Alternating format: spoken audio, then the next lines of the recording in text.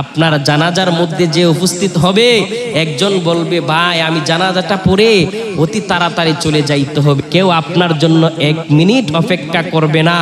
আপনার যখন জানাজা শেষ হয়ে যাবে আত্মীয় স্বজন ডাইকা ডাইকা বলবে আহারে লাশটা গলে যাচ্ছে, লাশটা ফুলে যাচ্ছে, তার পেট উঁচু হয়ে যাচ্ছে, নাক দিয়ে রক্ত বাহির হইতেছে, কান দিয়ে রক্ত বাহির হইতেছে, আর বেশিক্ষণ সময় রাখা যাবে না। আপনাকে ধরাধরি করে আপনার কাঠটাকে এই কাঁধের উপরে নিয়ে আপনাকে দাফনের কাজ শেষ করে চলে আসবে। ভাই কেউ আপনাকে মনে করবে না।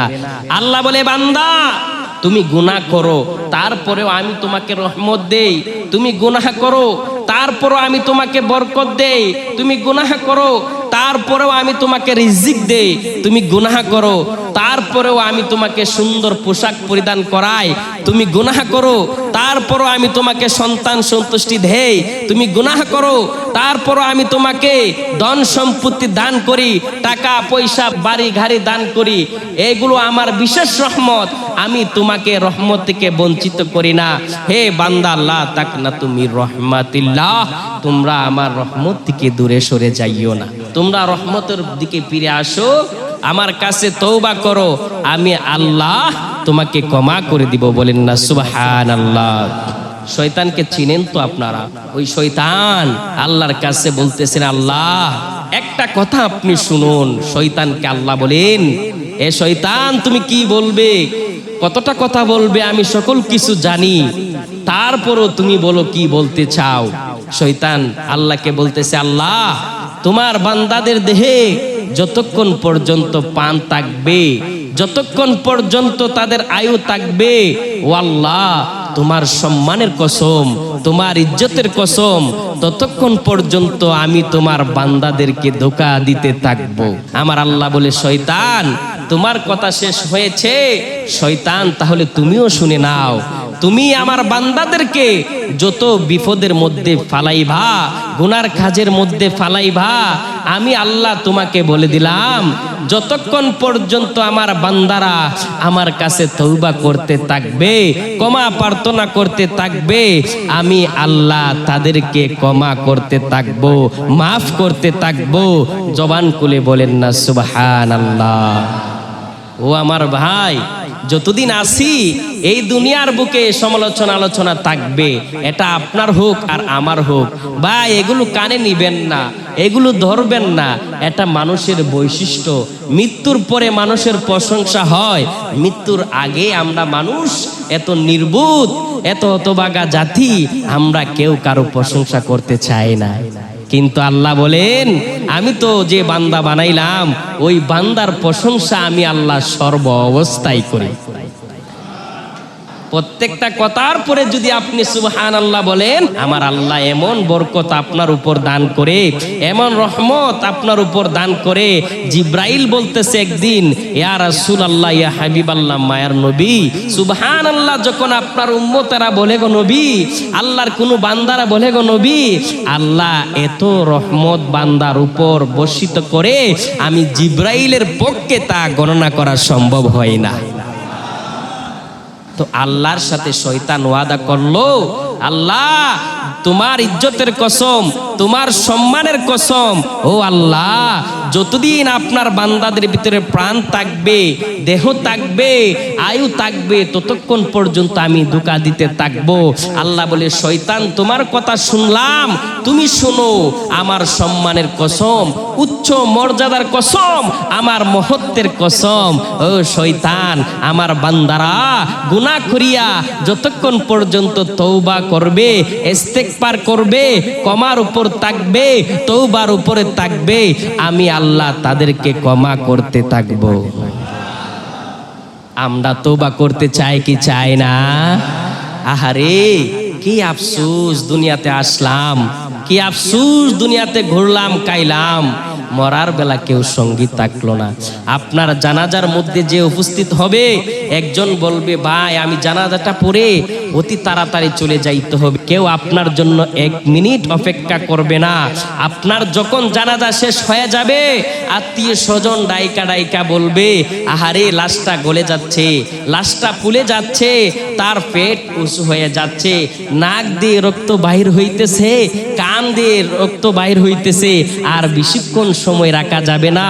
আপনাকে ধরাধরি করে আপনার কাঠটাকে এই কাঁধের উপরে নিয়ে আপনাকে দাফনের কাজ শেষ করে চলে আসবে। ভাই কেউ আপনাকে মনে করবে না। 2 দিন 3 দিন পর্যন্ত যদিও মনে করে, 1 মাস পরে আপনাকে কেউ মনে করবে না। যার যার ব্যস্ততা অনুযায়ী সে যার যার জায়গার মধ্যে চলে যাবে, আর আপনি আমার হিসাব নিকাশটা দিতে হবে ওই পরপারে, ঠিক কিনা? ওই পারে কিন্তু কেউ যাবে না। কবি বলে ওই পারের সাথী কে হবি রে আয়, ওই পারের সাথে আসলে কেউ হয় না। দুনিয়াতে আপনি চাইলে একজনকে সঙ্গী বানাতে পারবেন, কিন্তু আখেরাতে চাইলে আপনি কেউ কাউকে সঙ্গী বানাতে পারবেন না। আখেরাতের সঙ্গী কি হবে বন্ধু? আখেরাতের সঙ্গী হবে আপনি আমার দয়াল নবী। যদি দয়াল নবীর কাজ করে যেতে পারেন, আখেরাতের সঙ্গী হবে আমল। যদি আপনি কাজ করে যেতে পারেন, হে বন্ধু এখনো সময় আছে। আপনি যত বড় গুনাহগার হন না কেন, আপনি আল্লাহর রাস্তায় ফিরে আসুন, তওবার রাস্তায় ফিরে আসুন, মাগফিরাতের রাস্তায় ফিরে আসুন। হুজুরে কথাগুলো বলতেছে, আপনি মানলে মানতে পারেন, না মানলেও মানতে পারেন, আমার কিছু যায় আসে না। আপনারে যায় আসে কেন ভাই? আপনার কবরে হুজুর যাবে না, আপনার কবরে কেউ যাবে না। ওই দিনের হিসাব আপনাকে দিতে হবে। ওই দিনের হিসাব হুজুর গিয়ে দিয়ে আসবে না, ওই দিনের হিসাব আপনাকেই দিতে হবে। আহারে ওই দেওবাড়িয়ার গুরুস্থানে যাও, গিয়ে দেখো তোমার মতো কত বাহাদুর শুয়ে আছে, তার কবরের চিহ্নটা পর্যন্ত নাই। আমার অনেক ভাই মানুষ মারা গেলে কবর খোদাই করে, কিন্তু দিন শেষে আমার ওই ভাইটাও ঠিক থাকে না, ওই ভাইটাও হালাল রাস্তায় ফিরে আসে না, কবরটা ঠিকই খোদাই করে। দেখো একদিন ওই কবরে আমাদেরকেও যাইতে হবে। ওই কবর ডাইকা বলে আমার ডানে মাটি, আমার বামে মাটি, সামনে মাটি, পিছনে মাটি, উপরে বাঁশের ছানি, আমি এক নিঃসঙ্গতার ঘর। আমার কাছে যারা আসবে তার কোনো বন্ধু থাকবে না, বান্ধব থাকবে না। ওই কবরে তোমার একদিন আসতে হবে। আমার দেওবাড়িয়ার ভাইয়েরা, ওই কবরে কি আমরা একদিন যাইতে হবে কি হবে না? ওই কবরে যদি যাইতে হয়, দিলটা নরম করে আজকের এই জুমা থেকে তওবার রাস্তায় ফিরে আসো। দুনিয়ার প্রেমে আর মুশগুল এত হয়েন না। দুনিয়া কাউকে স্থান দেয় না। যেই কবরের কথা আজকে আপনি ভুলে রয়েছেন, সেই কবর বলে হে বান্দা তুমি আমাকে বলে থাকলে কি হবে আল্লাহর বান্দা, আমি তো তোমাকে বলি নাই। কবর বলতেছে তুমি আমাকে একদিন স্মরণ করো নাই। ও আল্লাহর বান্দা আমি তো তোমাকে বলি নাই, আমি দৈনিক তোমাকে 99 বার স্মরণ করি। এমন কোন বন্ধু আছে পৃথিবীতে আপনাকে দৈনিক 99 বার স্মরণ করে? স্ত্রী বলেন, পুত্র বলেন, বন্ধু বলেন, বান্ধব বলেন, আপনাকে কেউ 99 বার স্মরণ করবে না। বন্ধুরে স্ত্রীর কাছে 1টা 2টা 3টা কথা বললে বলে তোমার ফেনানি, তোমার জ্ঞানানি, তোমার কথাবার্তা আর ভালো লাগে না। ছেলের কাছে 1বার 2বার আবদার করলে বলে বাবা আপনার বয়স হয়েছে, কথাবার্তা একটু কম বলেন, মানুষে মন্দ বলবে। কথা কোন ঠিক কিনা? কিন্তু কবরে বলতো আল্লাহর বান্দা তুমি আমাকে ভুলে রয়েছো, আমি কিন্তু তোমাকে ভুলি নাই। ও আল্লাহর বান্দা তুমি আমার কাছে কি নিয়ে আসবা এটা একটু চিন্তা করো। আমি তো তোমাকে 1বার নই, আমি তো তোমাকে 2বার নই, আমি তো তোমাকে 3বার নই, আমি তোমাকে দৈনিক 99 বার স্মরণ করি। আপনি যদি গুনাহের পথে চলেন আমার কোনো অসুবিধা নাই। বাবারে এই পাপের ভার আপনাকে হিসাব দিতে হবে। ওইখানে হিসাব দিতে আপনার ছেলে যাবে না, মেয়ে যাবে না, বন্ধু যাবে না, বান্ধব যাবে না। দুনিয়াতে আপনার আজকে অর্থ সম্পদ আছে, কত বন্ধু আছে, আপনার ক্ষমতা নাই, টাকা নাই, বন্ধু বান্ধব নাই, কিন্তু আপনি আমার সব চাইতে যে সুন্দর বন্ধু, পবিত্র বন্ধু, যে আপনি আমার কবর আলোকিত করবে, ওইটা হলো আপনি আমার নেক আমল। তুমি কি জানো যুবক, তুমি আজকে ইবাদত করতেছো না, তোমার মনে হইতেছে আমার মুখে তো কোন দাড়ি নাই, আমার ইবাদতের সময় হয় নাই, আমি তো এখন বিবাহ করি নাই, আমার ইবাদতের সময় হয় নাই। তুমি কি জানো যুবক, এখন তোমার একটা সেজদার পরিমাণে আল্লাহ এত সওয়াব দান করে।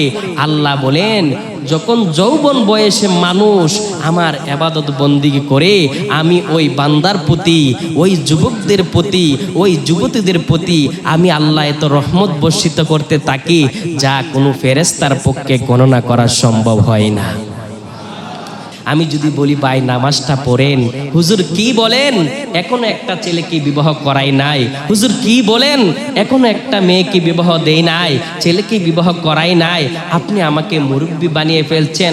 আমি যদি বলি ভাই দাড়িটা রাখেন, হুজুর কি বলেন, আপনার ভাবি তো রাগ করে।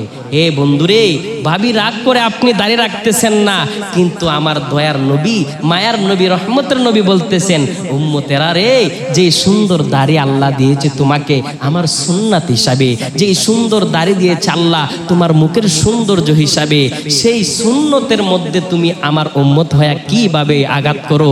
হে আমার উম্মত, তুমি কি জানো এই দাড়ির মধ্যে আঘাত করলে আমার কলিজাতে আঘাত করা হয়। আমরা উম্মত হয়ে কিভাবে আমার নবীজির কলিজায় আঘাত করি।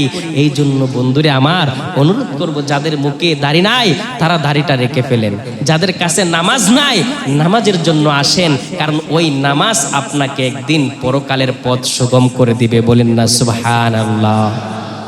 আমি আজকে আপনাদের এলাকায় আসি, আপনাদেরকে হকের বাণী শোনাই, আমিও একদিন থাকবো না। আপনি কেন এত বেকবর?